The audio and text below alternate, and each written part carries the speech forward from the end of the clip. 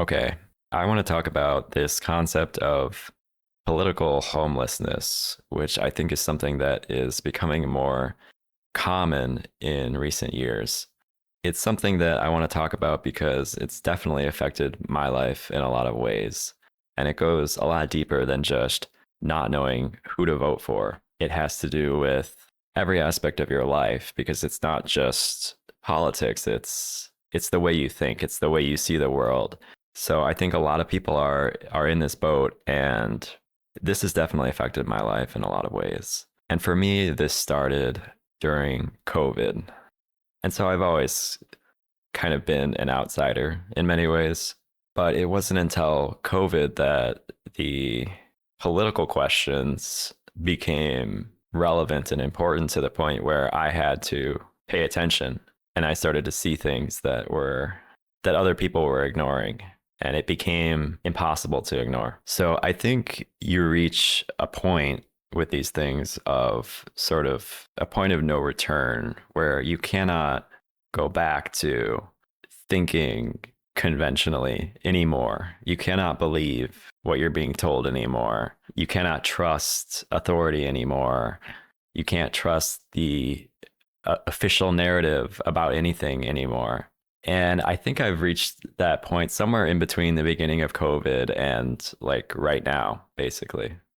And the realization that you come to is that this is going to be your fate for the rest of your life, that you're going to be somebody who sees the world differently and is oftentimes judged or punished for that. And the reason COVID was such an eye opening moment for me was because before COVID, we sort of had some kind of semblance of free speech and liberal values.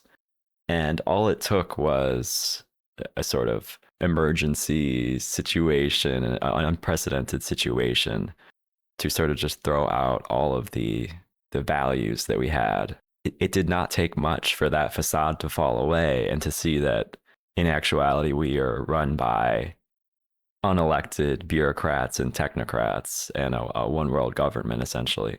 So it just became so obvious where it was impossible to ignore.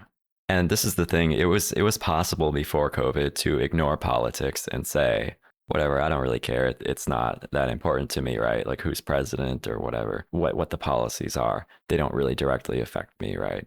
It wasn't until COVID where you started to see, the vaccine passports and the vaccine mandates, and it started to affect things like your ability to keep your job or your ability to date.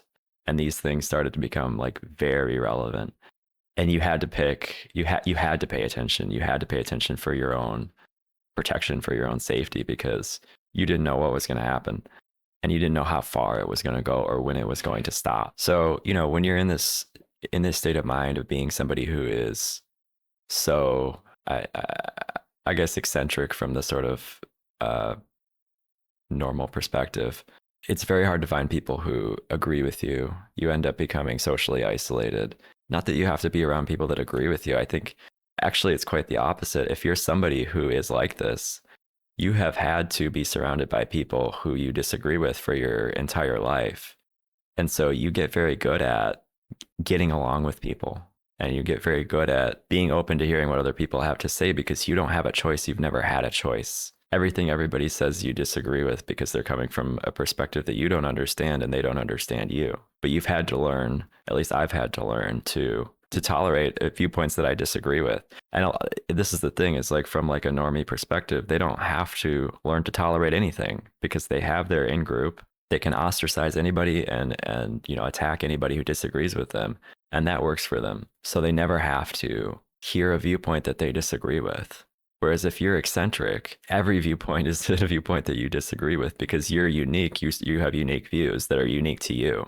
This was around the time that people were being called, unvaccinated people were being called plague rats and things like that. Yeah, it just opened my eyes to the fact that even though I haven't done anything wrong and I'm just minding my own business, trying to, hold on to what like little freedom I have left, there are people who want to cut me out of society and ostracize me and make sure that I don't have employment, that I can't go to the store, that I can't go to the club. I can't do anything. They don't want me to participate in society at all. They really want to fuck me over. in every way that they possibly can. And so part of that point of no return is that you realize that not only can you not trust these people, but you can never forgive them. Like these people are your political enemies. They made themselves your political enemies. Like I have nothing against these people as long as they let me mind my own business, but they made up their mind. So it's like now I have to care. Now I have to make these videos. Now I have to speak out and make my voice heard because I'm not just going to let these people walk all over me. And if they have another fucking pandemic, I'm going to be ready to speak my mind. I want to have a platform. I want to have a voice. Because last time I just shut up. I just sat back. I just tried to stay, keep my head down so that it didn't get fucking cut off. And that was my strategy to protect myself at the time. But now I see that's not the right strategy. You have to call out this bullshit because it's going to happen again and again and again. And it's going to be worse next time. Imagine if the next deadly virus that escapes from a fucking laboratory is twice as deadly as COVID, 3 times as deadly as COVID. The choice is going to be, it's going to be a lot harder for you to justify wanting to maintain autonomy over your body when people are dying left and right in the streets. And yet you have to fight for that right because otherwise it's going to be taken away from you. I don't know. You can tell I'm kind of fucking done playing this game with people and pretending like, keeping my cards close to my chest. This doesn't work. It doesn't work to do that. It really hurts you as a person because you can't help the fact that you're a free thinker. You can't help the fact that you are somebody who thinks for themselves and has independent thought and doesn't need somebody to tell them how to think. You can't help that. You can't get rid of that part. You can't lobotomize yourself and get rid of that part of you. So you're doing yourself a disservice. You're making yourself sick and you're repressing your ability to express yourself honestly. You're basically lying by omission when you're not telling people how you really feel about these things. And I think lying is one of the worst things that you can do. Even if you're just lying to yourself, I think ultimately what they want you to be afraid of is dying alone. We've started to let people determine the terms by which people relate to one another in a way that is not beneficial to anyone. I've just become fed up and I don't want to self-censor anymore. It doesn't work. It doesn't achieve anything. Yes, you're protecting yourself, but you end up losing everything that you're trying to protect, right? And like I said, you don't get it back. You don't get your rights back. These people really want you to die alone. They want you to be afraid of dying alone. They want you to be so afraid that you just decide it's best to conform, like a Clockwork Orange or something, right? Like they want to condition you to such an extent that you just no longer have any thoughts in your mind. You've been completely brainwashed. And I'm not going to let it happen to me. I don't think that, I think that there's a way forward that they don't want you to know about, which is to just not give a fuck anymore and start speaking freely and just not let them shut you up. Like just keep talking and wear your heart on your sleeve and say what you really believe. I think a lot of the people that are politically homeless in this society today are in many ways like left leaning, right? Like they used to consider themselves leftists and now they're considered right wing. I've heard this again and again and again and again. So this is the game that they're playing, right? I think about Occupy Wall Street and I think about the way they were going after Big Pharma. And then just a few years later, COVID happens and all of a sudden it seemed like almost those same people, right? The left, the progressive left, were now cheerleading for Big Pharma. And so it just flipped overnight. And all it took was this bizarre event happening that affected everyone for them to just do a complete 180 and decide that actually Big Pharma are the good guys. So what happens to all those people who agreed with this criticism of Big Pharma and who are on the left? They've been kicked out of the left. So for people to tell me that I'm right wing it just doesn't fit. Like I'm not. I'm politically homeless. I used to be in many ways left wing. And then the left wingers fucked me over during COVID and called me a fucking plague rat and all this shit. So where do I belong, right? I don't agree with a lot of the things that are happening on the right. Where does that leave me? Where do you belong, right? To what political party do you belong? And not just what political party, but where do you belong in society? where are you going to belong in society when there's another pandemic? Where are you going to belong in society when there's some other catastrophe like fuel rations or carbon credits or something like that and 15-minute cities? Like, where are you going to belong then? I think a lot of the fear that they want to put into people's heads against speaking out is the fear of retaliation or punishment for speaking out. I think most of that is fear. I think most of that is that we lived in a very locked down environment during COVID, and we're shell shocked, we're traumatized. We've been put down to such an extent that we really lost our humanity. It was as if we were being conditioned in some kind of a psychological operation. And I still feel like shell shocked. I still feel like as if it was some kind of a dream or something, or as if it was, I've like blocked a lot of it from memory because I just couldn't believe what was happening. It's so bizarre. And the way everything has gone back to normal, but things never go back to normal. But I really think COVID changed everything. I think COVID was the biggest catalyst in the political realignment. And it really revealed so many different things. It revealed that some of your neighbors hate your guts and want you to die alone and want you to be ostracized from society. It revealed that there's not just a uniparty system, but there's a unelected technocratic global system that controls policy. It revealed that, yes, social media sites are censoring and deboosting and deplatforming and all of that. So it revealed so much, and it revealed things that you can't unsee. You know, it revealed the experiments that they're doing in laboratories and the dangers of that and where that leads. It revealed so much that we can't ever go back to a time before that was revealed. I think Epstein is another one that just reveals so much about the way the world really works.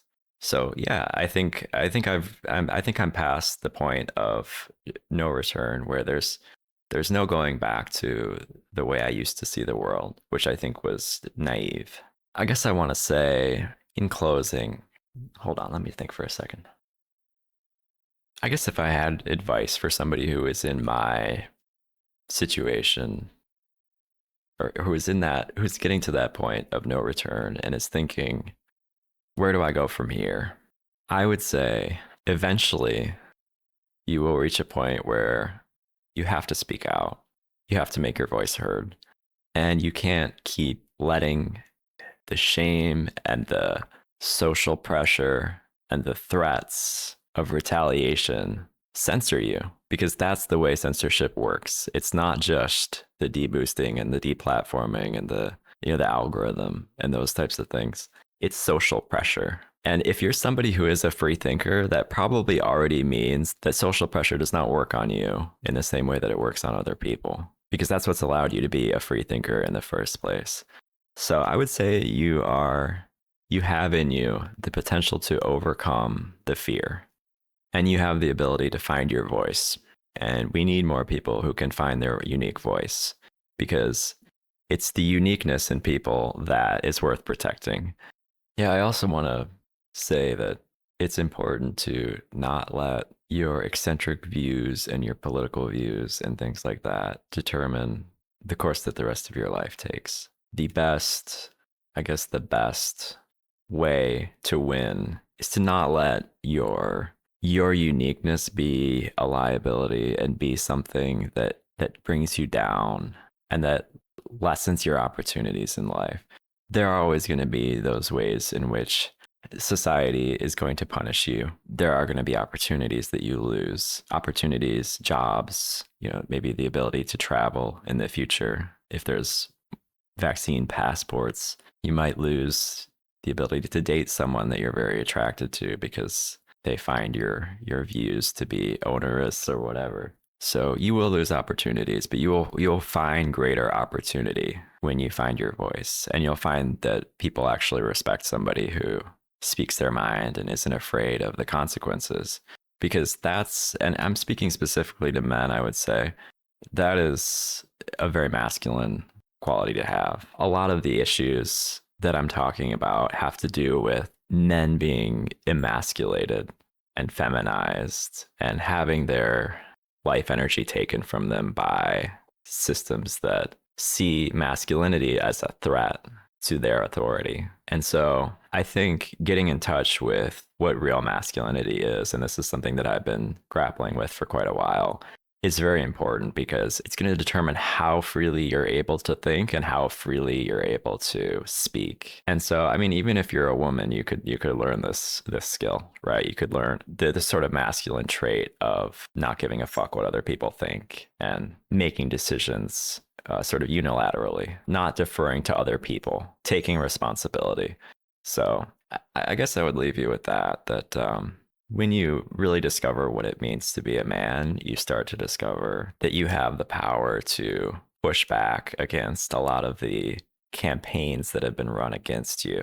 And they start to sort of lose their fangs when you start to realize that you actually do have unlimited potential and unlimited freedom. And that starts inside of your mind. And from there, it emanates out into the world. And there will always be tyrants trying to bring you down. There will always be people trying to shame you and put pressure on you to conform.